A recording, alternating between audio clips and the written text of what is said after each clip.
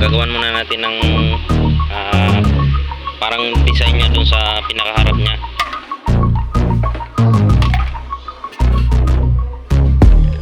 Pangit kasi mga kagwang kung diretso lang siya pag ganun.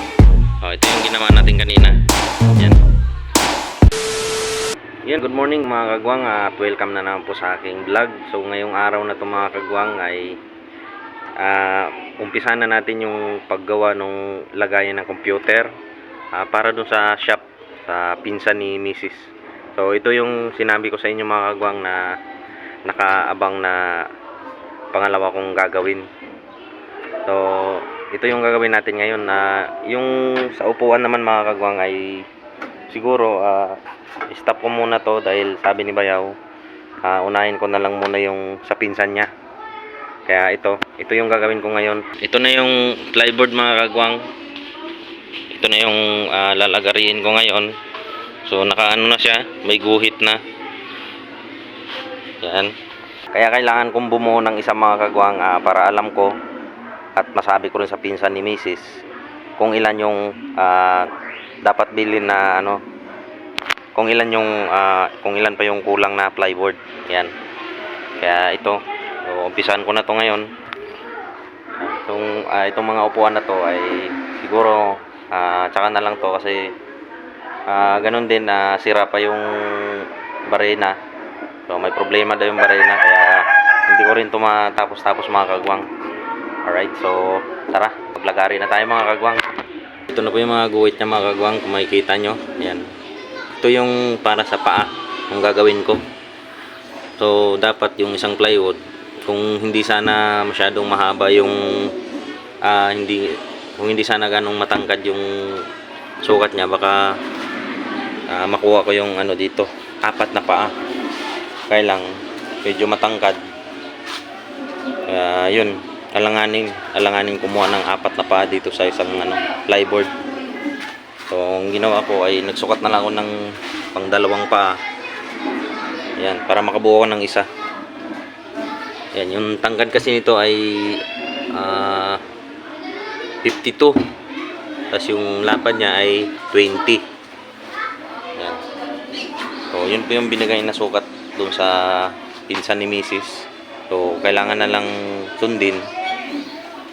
Kasi gusto niya kasi medyo malawak yung space ng paglalagyan niya ng computer. Alright, so tara na mga kagwang, maglalagari na tayo para baka makahabol pa tayo, baka makabuo pa tayo ng isa. Dali lang, ayusin ko lang. Yun, so tara na mga kagwang.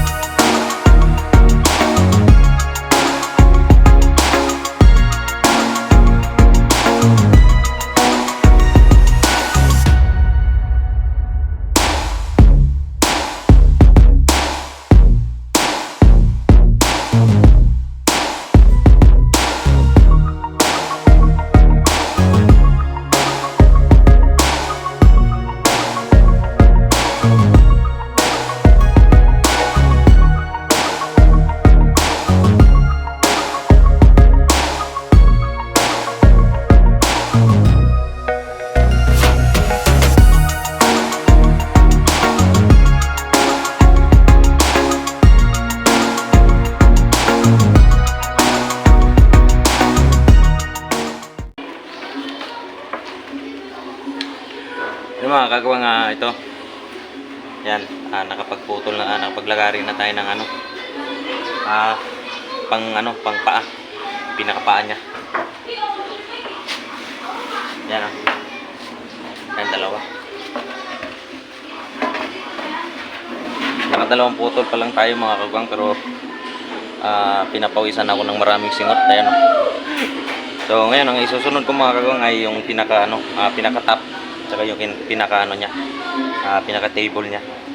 Alright, so tara.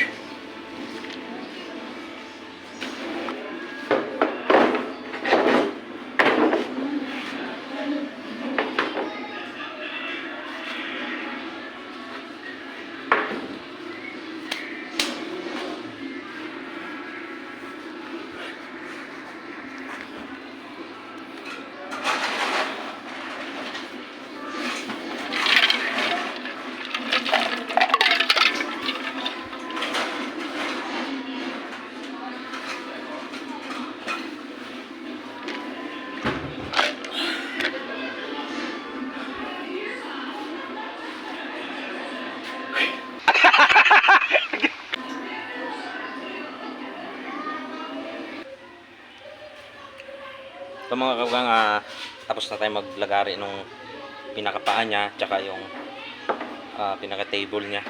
So pati na rin yung pinaka partition niya. So nandito na. Ayan, so ito yung pinaka partition niya sa loob. Tapos ito yung pinaka top niya. Ito yung pinakapaa.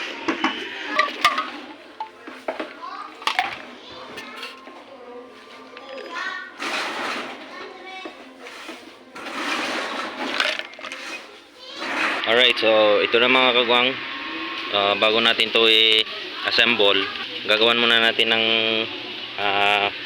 parang design niya dun sa pinakaharap niya. Yan.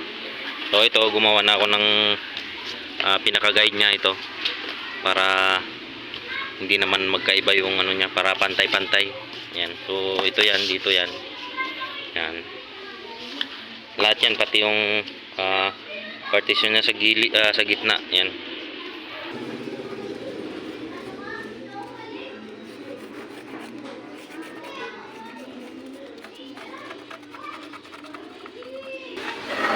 Ayan, ito na mga kagawang, naguhitan ko na, nalagyan ko na ng pattern.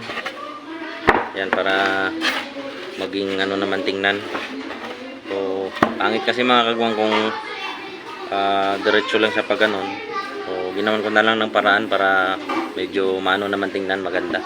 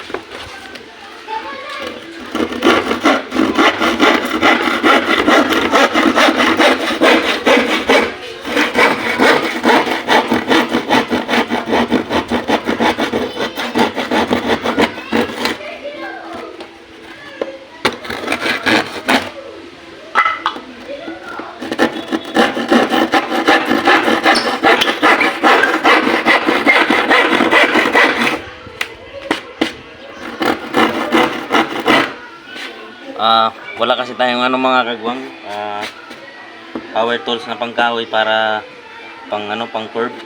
Yan, pag ganyan. So ito, gawan na lang natin ng paraan para makuha yung tamang design na ginawa ko, pinaka-pattern niya.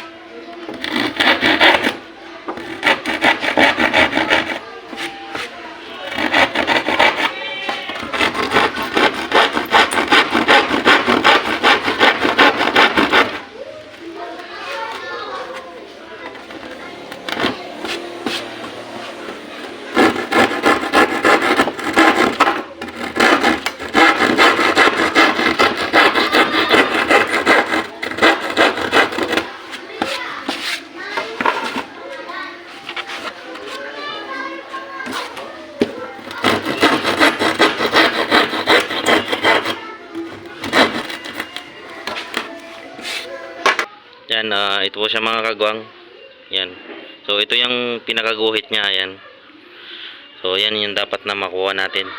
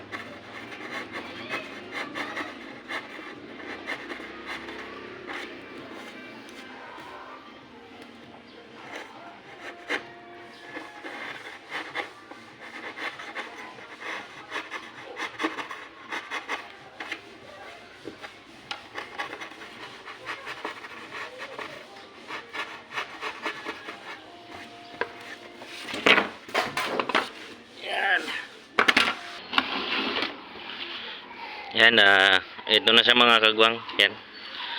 So, naano na natin yung guhit, pinakaguhit niya. Yan. So, okay na siya. So, yung iba, ganun din ang gagawin natin. Yan, para kumantay. Ito na siya mga kagwang. Yan. So, tapos na. Yan, isusunod natin ito ay i-assemble na natin. So, titingnan natin kung anong kalalabasan nito. Time check tayo mga kagwang. 3:55 na. So, ngayon ang gagawin natin ay i-assemble na natin. So, para mabuo na natin. Ang uunahin natin ngayon mga kagwang ay yung pinaka niya, pinaka table niya. Yun yung una nating ipako.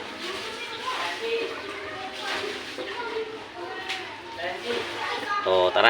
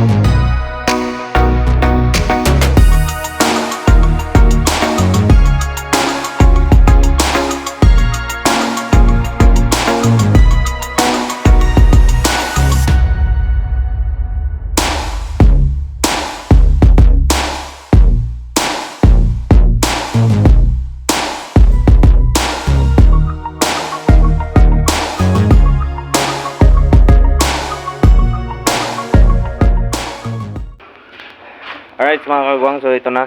So nabuo na natin yung isa. Pero hindi pa po tapos yan.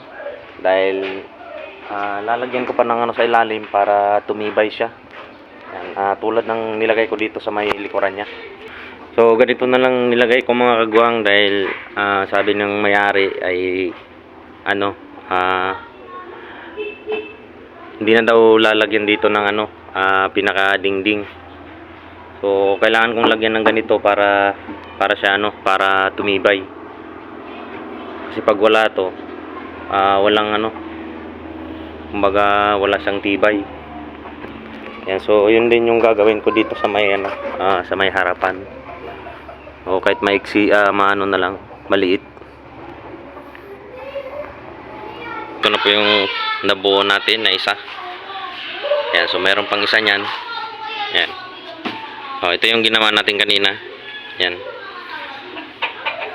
So, mano-mano natin ginawa to dahil wala tayong power tools na para pang ano dito. Yan yung pang pa-curve na yan pag ganun. Yan, so ginawan ko na lang ng paraan kanina para gumanda naman tingnan. Yan. Dito na lang ang video natin ngayon mga kagwang. Abangan nyo na lang yung susunod natin update dito sa paggawa ng lagay ng computer na to. Maraming salamat po sa inyong lahat, sa inyong walang sawang suporta at panonood ng aking vlog. Mag-ingat po kayong lahat dyan. God bless po.